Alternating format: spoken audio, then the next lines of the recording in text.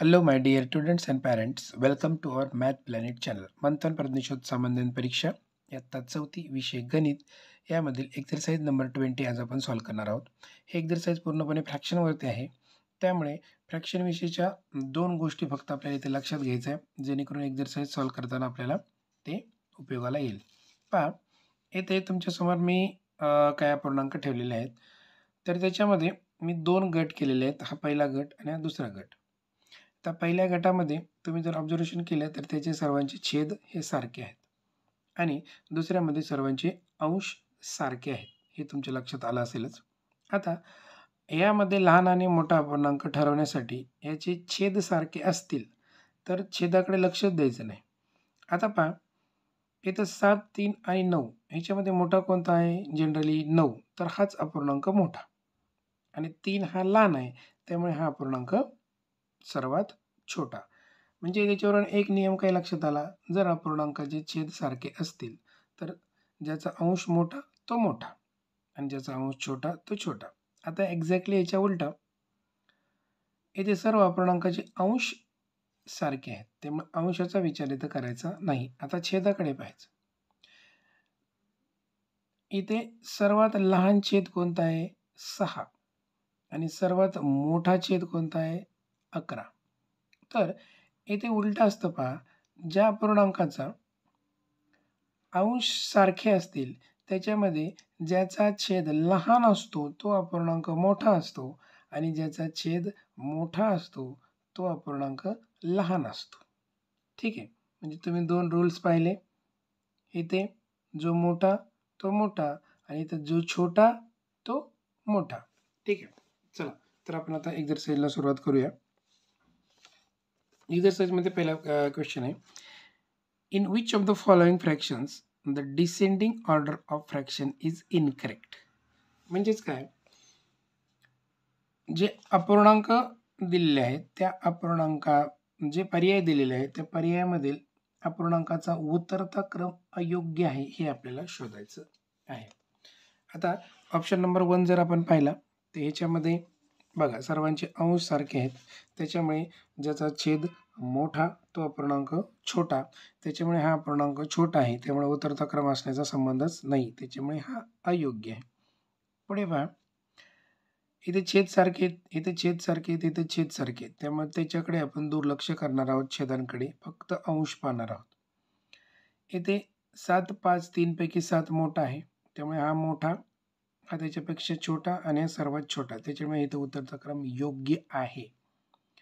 इथे पण उतरता क्रम पाहिलं तर योग्य आहे, इथं जर पाहिलं तर उतरता क्रम अयोग्य आहे. आणि आपल्याला प्रश्न काय विचारला आहे? उतरता क्रम अयोग्य आहे ते आपल्याला शोधायचे.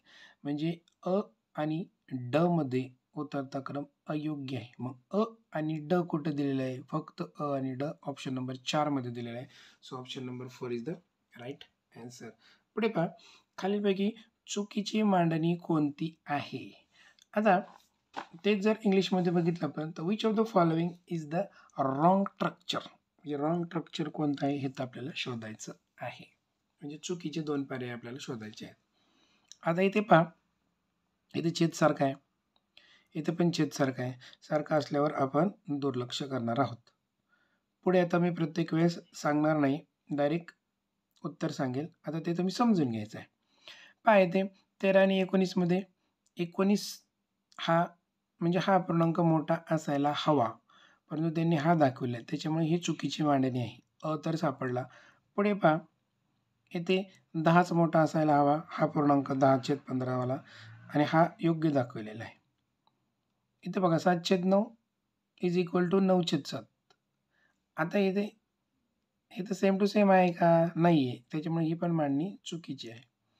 तर 4/21 आणि 4/28 मध्ये हाच अपूर्णांक मोठा असायला हवा. मी आधीच तुम्हाला तो रूल्स सांगितलेला आहे, त्याच्यामुळे ही पण मांडणी योग्य आहे, ही पण मांडणी योग्य आहे. म्हणजे अयोग्य मांडणी कोणती? अ आणि क. म्हणजे अ आणि क कुठे आहे? तर ऑप्शन नंबर 1 मध्ये आहे. So option number 1 is the right answer. पुढे पहा, खाली काय अपूर्णांक दिलेले आहेत ते मी थोडेसे इंग्लिशमधून अंक वाचतो, ते तुम्ही समजून घ्या. 6/11, 5/11, 8/11, 4/11 अँड 7/11 असे काही अपूर्णांक दिलेले आहेत. या अपूर्णांकातील सर्वात लहान आणि सर्वात मोठ्या अपूर्णांकातील फरक आपल्याला विचारलेला आहे. आता हा प्रश्न तोंडी येऊ शकतो.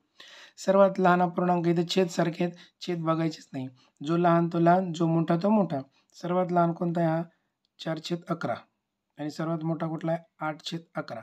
मग याच्यामधला फरक जर बघितला तर 8तून 4 गेले 4 आणि छेद 11 म्हणजे 4/11 हा त्याच्यामधला फरक येईल. या दोघांची वजाबाकी केली तर 4/11 कुठे आहे? ऑप्शन नंबर 1 मध्ये आहे. सो तिसऱ्याचं उत्तर option number 1 is the right answer. आता चौथा जर बघितला आपण तर चौथ्याचं जे उत्तर आहे त्यासाठी आपल्याला थोडंसं कॅल्क्युलेशन करायला लागेल आणि ते कॅल्क्युलेशन मी तुम्हाला करून दाखवतो जेणेकरून मुलांना ते कळेल. तो पण प्रश्न तोंडी येण्यासारखा आहे, परंतु काही गोष्टी आपण तिथं समजून घेण्यासाठी थोडंसं कॅल्क्युलेशन आपण करूया. पहा, मी अंक इंग्रजीतून लिहितो. चौथा आहे 8/9 plus 4/9 is equal to square upon 9 plus 7/9 असं दिलेलं आहे आणि त्यांनी सांगितलेलं आहे which digit will come in place of square, म्हणजे चौकोनाच्या जागी कोणता अंक येईल. ठीक आहे ना. आता इथे पहा, ही साईड जर आपण सोडवली, ह्याला आपण डावी बाजू म्हणूया, ह्याला आपण उजवी बाजू म्हणूया. 8 आणि 4 12/9 बरोबर. इकडे उत्तर 12/9 आलेलं, इकडे पण 12/9 यायला पाहिजे. छेद सारखा असेल तर आपण एकदाच घेतो. इथं ऑलरेडी 7 आहे आणि इथे 12 येण्यासाठी किती कमी पडतात आपल्याला? तर आपल्याला 5 कमी पडतात. ओके, 7 आणि 5 किती होणार आहेत? 12 होणार आहेत. म्हणजे चौकोनाच्या जागी काय असला पाहिजे? 5 असला पाहिजे. मग हा 5 कुठे आहे? तर ऑप्शन नंबर 3 मध्ये आहे. म्हणून option number 3 is the right answer. आता 5वा क्वेश्चन आहे, तर तो 5वा क्वेश्चन आपण बघूया. पहा, 5वा हे तुमच्या लक्षात आलं, 4था क्वेश्चन लक्षात आल्यामुळे 5वा तोंडी आपल्या लक्षात येईल.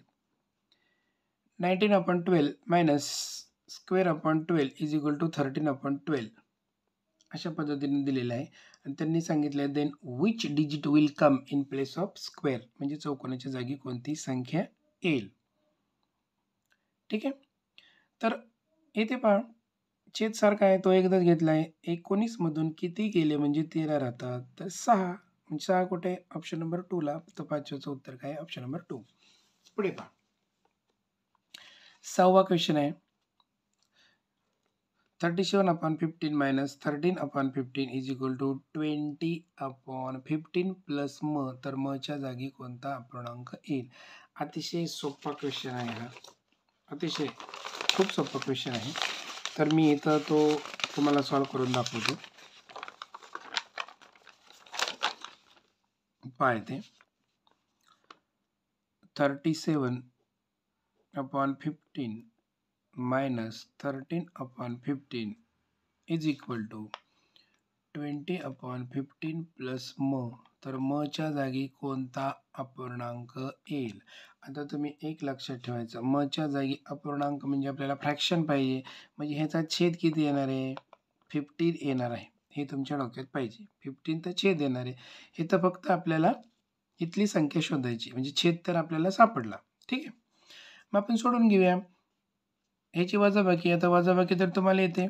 वजाबाकी छेद सारखे असेल तर तुम्ही पण एकदा घेतो आणि 37 मधून आपण 13 घालवायचे. 7तून 3 गेले 4, 3तून 1 गेला 2, 24, म्हणजे याचं उत्तर किती आलं? 24/15.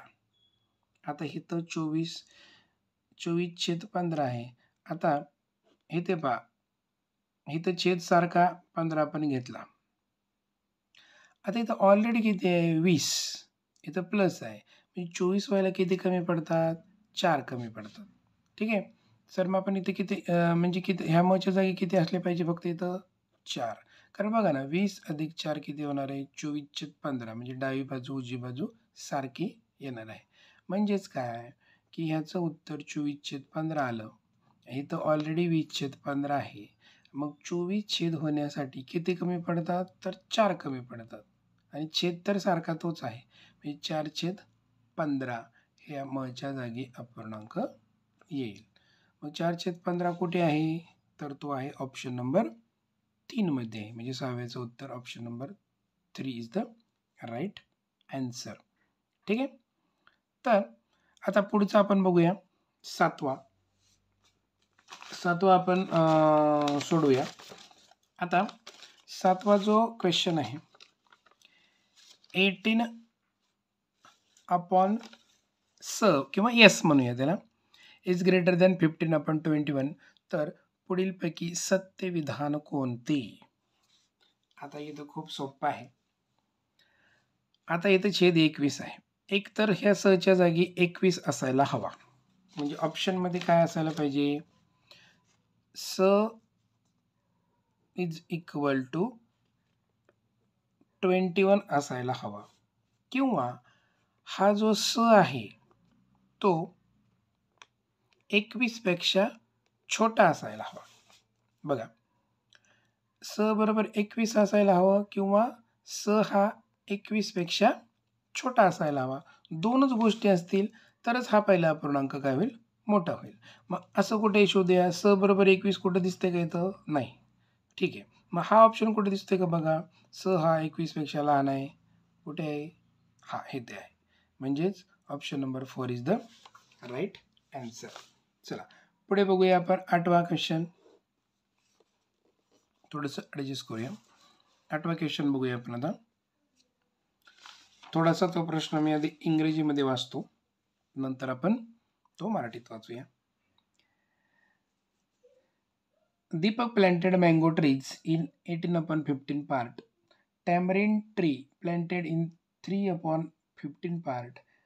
And in the remaining part, he planted guava trees. Then in how much part of land did Deepak plant guava trees? म्हणजेच काय दीपकने आपल्या जमिनीत 8/15 भागात आंब्याची झाडे 3/15 भागात चिंचेची झाडे आणि बाकीच्या भागात पेरूची झाडे लावली. तर त्यांनी किती भागात पेरूची झाडे लावली.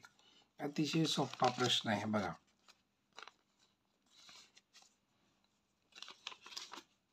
सोडूया आपण.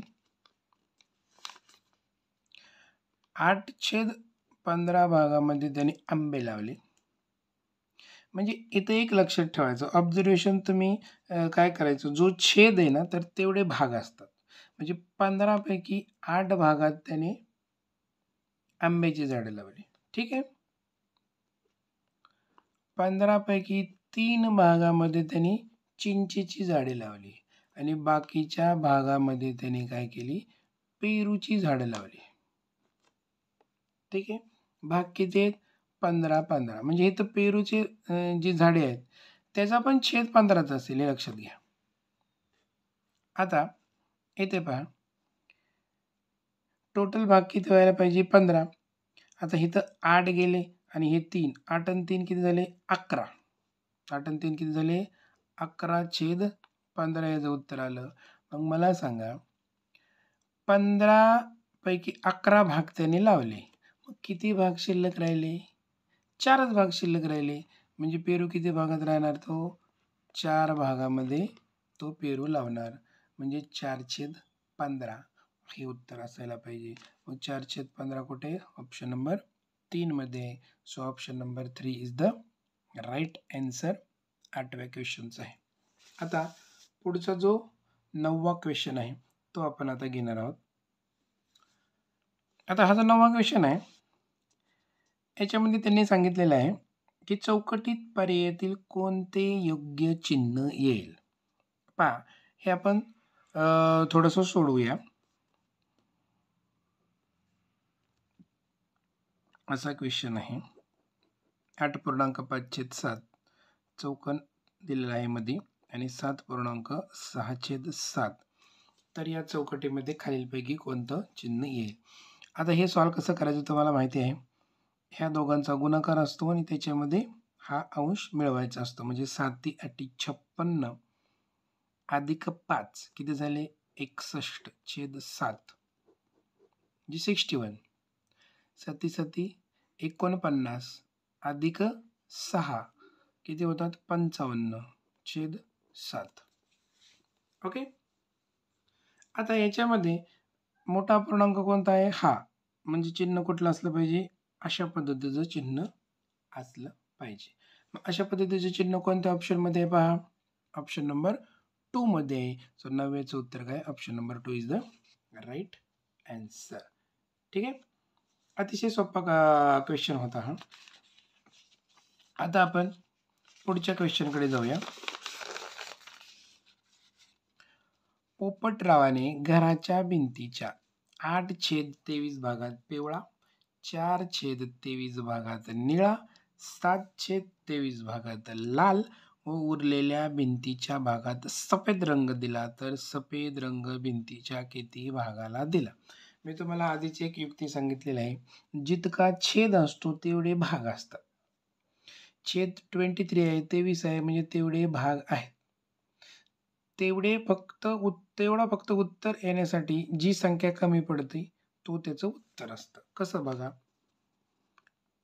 8/23 भागात त्याने पिवळा रंग दिलेला आहे, 4/23 भागात त्याने निळा रंग दिलेला आहे आणि 7/23 भागात त्याने लाल रंग दिला आहे आणि उरलेल्या भागामध्ये त्याने सफेद रंग दिलेला आहे. आता त्याचा छेद 23च असणार आहे.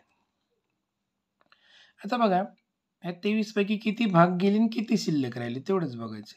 8 आणि 4 12, 12 आणि 7 19, म्हणजे किती भाग गेले 23 पैकी 19 भाग.